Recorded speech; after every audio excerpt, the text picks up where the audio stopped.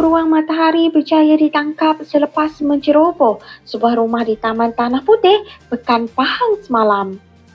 Pegawai Pertahanan Awam Daerah Pekan, Kapten Ahmad Azmi Nafiah, menerusi satu kenyataan memaklumkan kejadian berlaku sekitar jam 4.30 pagi dan haiwan liar itu dipercayai bertindak memecahkan beberapa barangan di dalam rumah terbabit dalam usaha mencari makanan. Beruang itu kemudiannya memanjat keluar dari rumah dan disyaki merupakan haiwan peliharaan yang terlepas dari jagaan pemiliknya di kawasan perumahan berhampiran. Sepasukan anggota Jabatan Perlindungan Hidupan Liar dan Taman Negara Perhilitan bersama 5 anggota Angkatan Pertahanan Awam Malaysia APM Pekan telah digerakkan ke lokasi selepas menerima panggilan kecemasan sekitar jam 8.36 pagi.